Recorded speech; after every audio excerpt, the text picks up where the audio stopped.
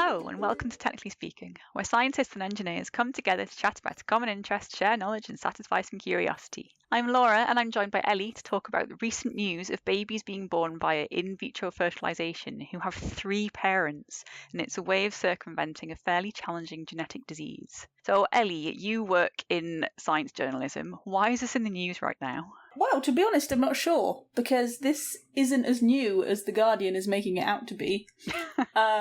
They've done this since 2003, I think. The first baby was born that had this procedure with 3...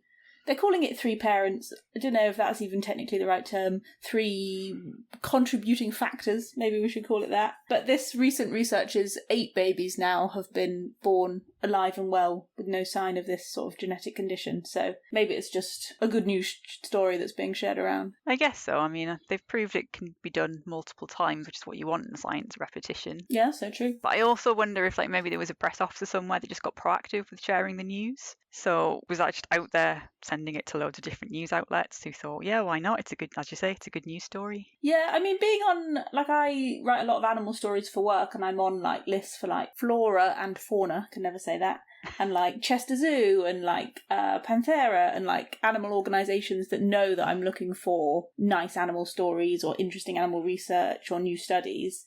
So, yeah, it wouldn't surprise me if there's someone, I'm not sure if this is associated with a particular university or anything, that's emailing The Guardian or a really high profile press officer that's got ins with different news outlets. There's also the thing, and this may be my cynicism speaking, that anything to do with IVF, with sort of genetic manipulation, is going to get clicks. It's always just on a little bit of that side of controversial that people will have opinions about it, will want to read about it, will be perhaps not on the science side of it as much as you or I would be. Yeah, I find it a little bit odd that it's still seen by some as unethical, given that it's been around for decades now. And I can see why it was controversial when it was being developed back in the 50s and 60s and 70s. But now I think times have changed, science has come forward. And the headlines I saw when you mentioned they seemed a little bit clickbaity, they did seem to suggest that there were 8 babies from 3 people, as if one woman was carrying all of these 8 babies inside of her at once. It does sound a bit racy, but I don't think that's what they actually mean, is it, from what you were saying? No, this is what I mean about sort of clickbaity headlines and perhaps people not fully grasping what's been going on. This is not one woman. This is, as I understand it, 7 different women because one person had twins. But what they do is pretty cool. So it's a special type of IVF. Normally in IVF, you take sperm and you take an egg, you fertilise them outside of the womb, and then you transplant them back into a uterus. Mm-hmm. However, with this, you take the sperm and then you take genetic material from the nucleus of an egg, and then you put it into a second egg that's had the nucleus removed. So then you get the 3. So you get... Yeah. The reason that they want to do that is because of mitochondrial disease, which is passed always through a female line. And if you have genetic markers or if you have the disease yourself and you don't want to pass it on to your offspring, then you need an egg cell without any mitochondria in, or with healthy mitochondria in, rather, to make this happen. And this is because the mitochondria aren't in the nucleus of the egg cell, which is where the mother's main genetic material, the stuff that dictates what you look like and what other diseases you might have. Yeah, so it's not really 3 parents, and it's basically instead of a sperm donor, it's an empty egg donor. Vessel, yeah.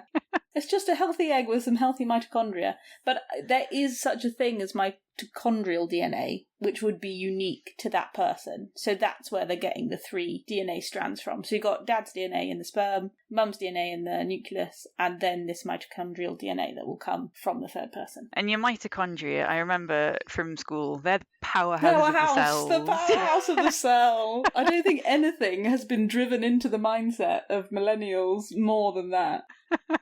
So that's basically what's responsible for helping produce energy so that your body can function, right? It's the whole ATP cycle. ATP, yeah. Oh God, going back to those days. That was a time. But yes, essentially it makes ATP, which is basically energy for cells to do whatever they need to do. Lovely adenosine triphosphate. I found this seems really obvious, but depending on how you phrase it, it seems a bit weird that the cytoplasm is the equivalent of the yolk in a bird's egg. Oh, is that true? That's fun. I never thought of it like that. I guess it's a bit different to... Is it a bit different to a bird? Because like mammalian, embryonic development, you end up with a placenta and then you get nutrients fed into that. Whereas a bird has like a weird egg yolk thing. Yeah, all the nutrients are already in there. So there must be some differences, but then I guess that evolutionary divergence means there must be some similarities as well. Yeah, I mean, it's all like pretty similar, just add a few extra calcium carbonate shells in there. And I got the impression that this placenta doesn't form straight away, so there has a period where the fertilized egg has to survive in the womb on its own. So the cytoplasm produces or provides nutrients and energy in those early stages, which might explain some of the similarity between us and birds. Yeah, I suppose that's true. Because at the start, it's just cell division, right, for ages. You go from one fertilized egg and then it splits and then it splits and then it splits. So it doesn't have anything to provide nutrients to it initially. Yeah, so maybe you're right. Maybe it is all in the cytoplasm when it's like a, 16-stage cell. And that makes me think that what's going on to actually have a successful pregnancy and a healthy baby must be really complicated, all the different biochemistry that's happening. Your description at the start sounded reasonably simple, albeit slightly complicated by having 3 donors involved. Yeah. I think writing it down or saying it out loud, it is relatively simple, but getting to that point is relatively difficult, I think. Yeah, and it sounds like success rates are still fairly low for IVF as a whole, not this very specific 3-body contribution. Yes. I'm not sure what they're at now. I think initially they were very low, but nowadays, I guess it really depends on why you're choosing to go to IVF in the first place. Like what sort of fertility issues you might be dealing with. This is what I started to wonder, because one thing that's important for in vitro fertilisation is before they put it back in the body, they have a growth medium. That sounds like there was a lot of development involved for that. So it's not just as simple as taking some chemicals and sticking them together. You need the right chemicals put together in the right way to make the biochemistry happen. Is this growth medium is for you've taken the egg and the sperm and mixed it together and then it's growing before it goes back into the person? Yes. Right. So essentially giving it a bit more of a boost than just having the egg with the cytoplasm that provides the nutrients. There must be some exchange between the cytoplasm and the surrounding environment, I guess. Yeah, I guess so. I mean, it is quite complicated what's happening in that early stage, I guess. Because a lot of times as well, they test, what do they call them? Embryos, I guess, before they get implanted back in. And sometimes there can be like genetic issues or the embryo doesn't develop well or whatever. So then you potentially wouldn't then transfer that embryo back into the person who wanted to be pregnant. There must be a lot of challenges because IVF research, it's really started in earnest in the 1960s, as the Netflix film has told us. So there must be a lot more to it if success rates are... I think I read somewhere that for IVF as a whole, it's between 30 and 50% for women that are under 35, which, as a scientist wanting to reproduce something, they're not great reproducibility stats. In terms of reproducing data, I should say, not human reproduction. But honestly, I thought it would be higher.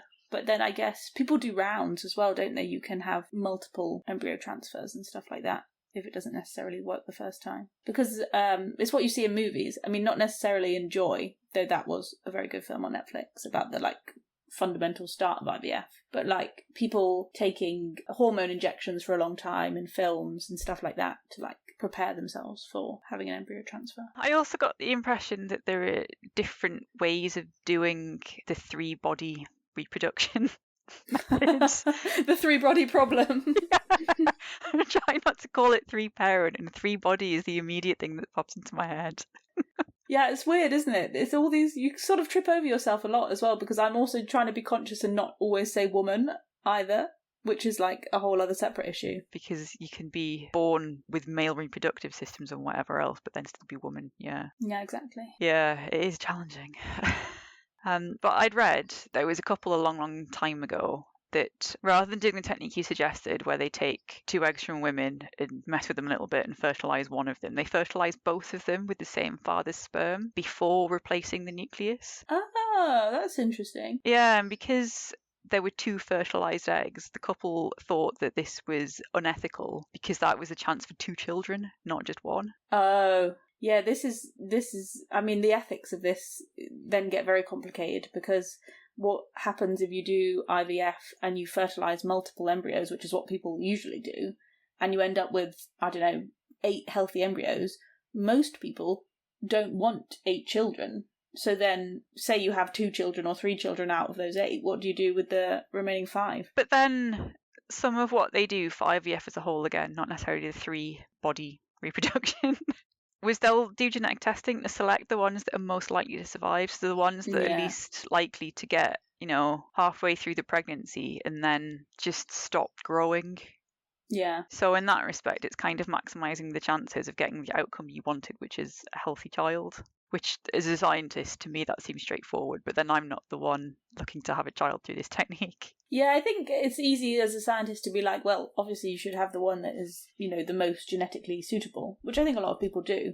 But then we're taking out the emotion about it, the, years of trying, the toll of all of this process takes on someone physically and emotionally. So it is very difficult. And what I find weird about how eggs as a whole have developed, I guess, is that the nucleus doesn't contain any of the genetic information that relates to these important mitochondrial cells, as far as I can tell anyway. And to me, that just seems almost like a little bit of a design flaw. If they're so important, why only have it from one parent? Yeah, it's funny, isn't it? I think there's a thing as well that are we XX? Are women XX? Is that the thing? And men are XY? I can't remember. It's another school level science fact, and I haven't been to school in decades.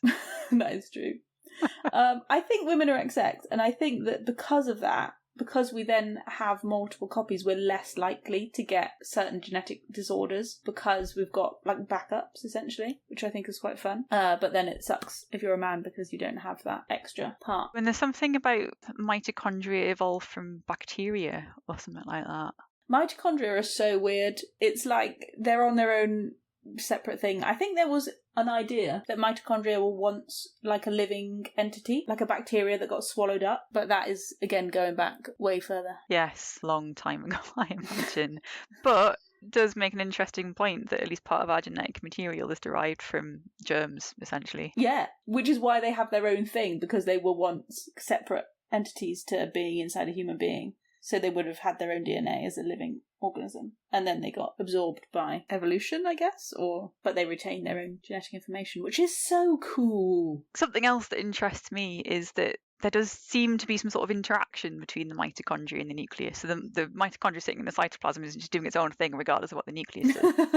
The nucleus can control what the mitochondria are doing and sort of help determine the development of this individual oocyte, I think it's called, when it's just one cell. I mean, yeah, that makes sense, right? Like, the nucleus is the brain of the cell. So it's sending messages all the time to different parts of the cell to do stuff. Which is cool when you think in the 3 donor example that then is completely different nucleus and mitochondria from different people, and it still works. Exactly, yeah. You would think there must be some way of trying to define, like, when people do organ donation, you see this on TV programs all the time where your body rejects the organ. Yeah.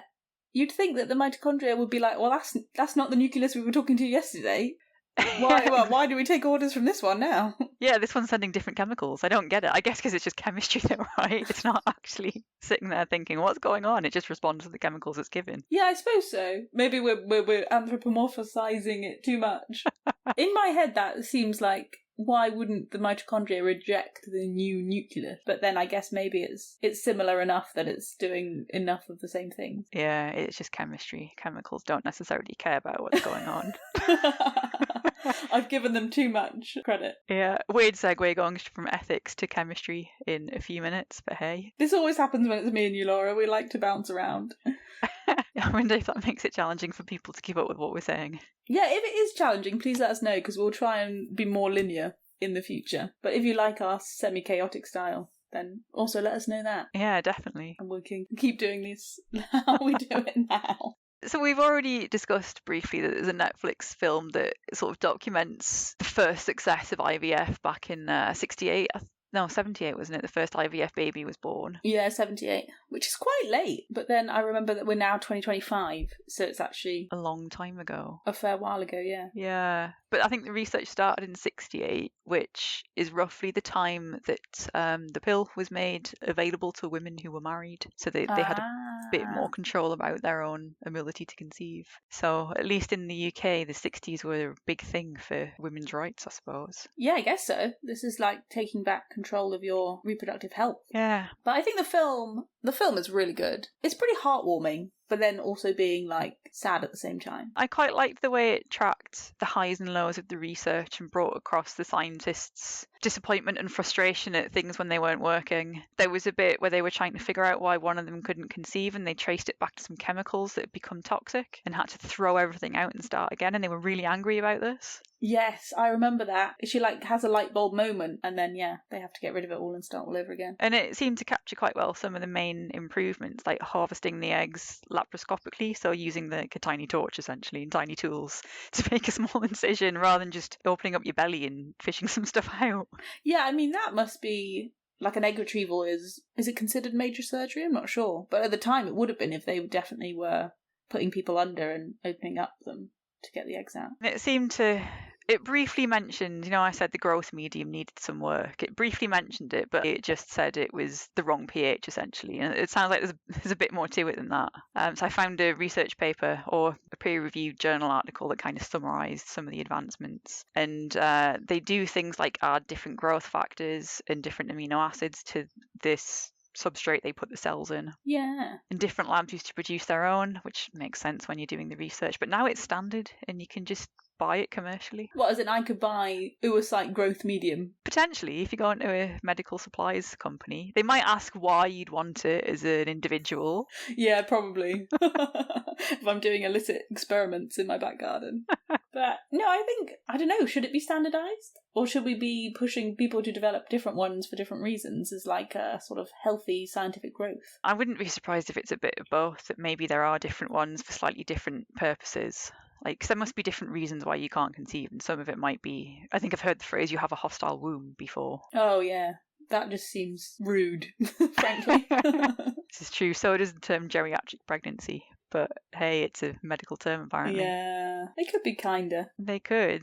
Being over 35 doesn't mean you're geriatric, does it? No, exactly. Maybe we should just scrap the term geriatric altogether. I feel like it's not, even if you're 85, I don't think it's kind to call anyone geriatric. No. There was also something they picked up on in the Netflix film. They'd started off trying to force the mother's hormone cycle by effectively giving them different hormones to try and help them conceive, which didn't seem to be working. So they switched to going with the natural hormone cycle, which again, I guess, depending on the type of infertility you have, that wouldn't be possible. Yeah, I'm not sure what the standard sort of thing is now, but to my understanding, they try and pump you full of hormones to the point where you're would have sort of ovulated maybe, or your lining would be thick enough to then support a pregnancy, and then they put the embryo in. The timing of it is very important in modern IVF, as well as what they were trying to do in the movie. Yeah, and apparently that's how the first IVF baby in the United States was conceived. They injected with human menopausal gonadotropin, so hormones for your reproductive organs. But apparently it breaks down quite quickly, so you have to have injections quite often. I think that is a big thing of IVF in general, is a lot of injections and pills and hormones that you have to take to... you have to stimulate your ovaries to produce eggs in the first place, to do an egg collection, and then you have to do another round to prepare your uterus for the embryo transfer. But it's funny what you said about American, because the first US baby was significantly later than the first baby born from IVF, which was in British soil. Just making that point. Louise Brown, 1978, world's first IVF baby. And the embryologist, Jean Purdy, seemed to be instrumental in making this happen, as the Netflix film shows us. And it starts off with a voiceover of one of the characters saying it wouldn't have happened without her. She drove it forward, and she talked to the women and put them at ease as well, so she could do both. I'm a scientist, I do the science, and I'm going to talk to you like you're a human being, which is quite nice. Yeah, I'm also a nice person and I care about you rather than you're a statistic in my experiment that I'm running. And I'm slightly disappointed. Was this won prizes? Didn't they win a Nobel Prize that went to the two men who were involved in the research and didn't go to Jean? Oh, what a classic. I know. Again, it was the 70s. Times have changed. It's giving Watson and Crick all over again. That's how I feel about that. Yeah, from discovering the structure of DNA, which wouldn't have happened without Rosalind Franklin. Yeah. Aye. Yeah. However, one of those doctors did develop the laparoscopic technique for harvesting eggs, which was a big innovation. So it couldn't have happened without any one of them, I guess. Yeah, I mean, they were a team, right? The three of Yeah. them were all working together to achieve the same thing. So, yeah, we should credit Jean, but fair dues to the other two as well. There's something else that I find slightly phenomenal about this as well, is that because you can have donor eggs as well as donor sperm if you want, you can give birth without having ovaries. Yeah, it's incredible. To me, that just sounds like science fiction, essentially. But it's not, it's science fact. Well, it's often with like same-sex couples, they do what's called reciprocal IVF, so that one partner will have the egg from the other partner inside them. So they like feel like they're more part of the, I don't know, journey of the pregnancy, the experience, which I think is quite interesting. Obviously, if they were a female-female couple, they still have to get a sperm donor. But then you're taking genetics from one partner, putting it in the other partner with a sperm donor, and then coming out with a healthy baby, which I think is quite cool. And again, it makes me wonder, going back to your point about why don't the mitochondria in the three-body fertilisation sit there thinking, I don't know this nucleus, I don't like these chemicals. How come the mother's body doesn't think, I don't recognise that egg? Yeah, it's wild, isn't it? How that could possibly be a thing. And also, like I was saying before, with some people create, 8 embryos and only use 3 of them, there's also like complete embryo donation. So you could donate your embryo to a couple that can't produce eggs or whatever, and then your body's never seen any part of that, and yet it still can lead to pregnancy and childbirth, which is just mind-blowing. Yeah, that's such a great thing to do. Yeah. I'm sure lots of people would be incredibly grateful with, embryo donation. But then obviously there's like the ethical considerations of the fact that you have willingly, like your genetic offspring are walking around calling another couple their parents. But if you've done that, then, I mean, I guess you're fine with it. Or you like recognise that that's going to happen. Yeah, and then what if your children and their children meet and sparks fly? So at some point they have to find out, right, that they're basically just incestuous. Yeah, it is like theoretically possible that you could meet your brother and not know, or your sister, if your parents never told you that they'd done this. Yeah, I guess that's where some of the ethics about this kick in. Does that child have a right to know who his parents are and what other siblings are out there? And there's also that hugely controversial story, I think it was Australia, where loads of couples went to the same Australian IVF clinic, and it turned out the doctor was using his sperm the whole time and had like over 100 children born, all with different parents, but they were all like genetically related to him. That was absolutely wild. Yeah, I've heard of a few instances of this, and it did raise the question, well, what's that doing to the gene pool if it's decreasing genetic diversity? How many men would have to do this for it to be a definite problem? Because without genetic diversity, you end up with lots of what are usually recessive traits coming through, which then leads to all sorts of diseases that you wouldn't normally get, because if you've got recessive genes from one parent and dominant genes from another parent, the dominant genes win out. Yeah. But I guess, I mean, now probably the gene pool is big enough that it would be okay. But then if all those children stayed in that area and met people from the same age or, a few years either way, then I guess they could be very closely genetically related.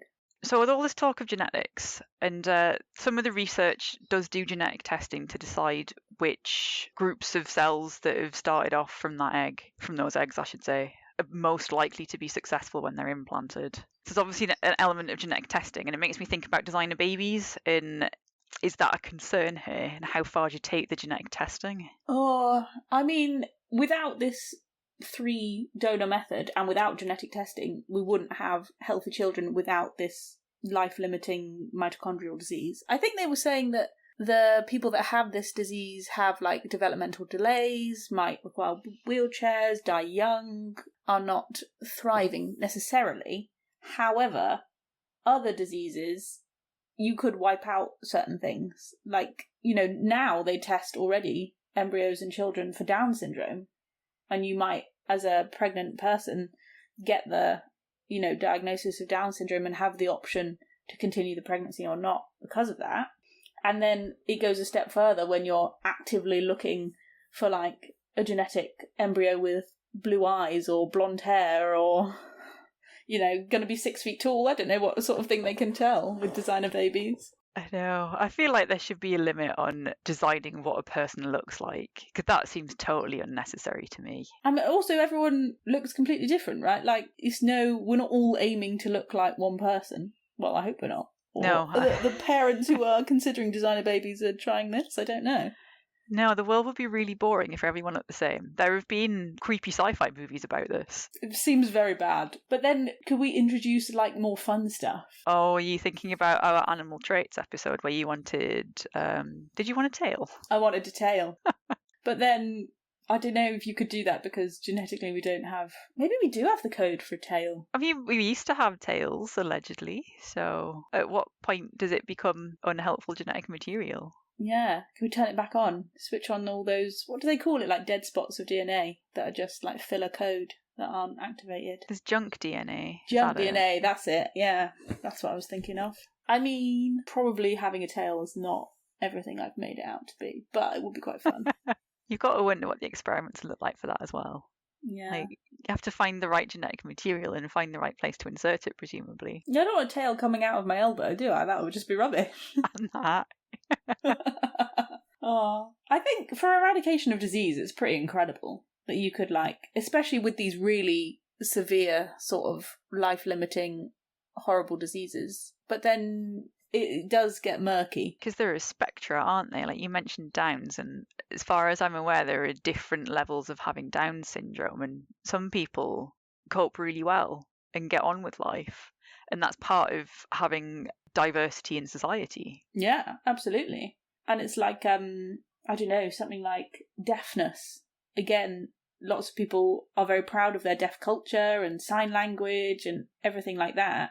And yet, if you could produce a healthy baby that you knew wouldn't have a hearing loss versus would have a hearing loss, that is such a quagmire of different ethical considerations. And I suppose it depends on how much you're willing to adapt to accommodate that difference, because so few people need help with hearing. I wouldn't know what to do. Yeah. You'd have to commit to learning sign language and accepting that your child won't be able to respond to threats like alarms going off. A threat if there's like an imminent, like if there's a fire, I should say, not just your clock going off is not an alarm, that's an imminent threat.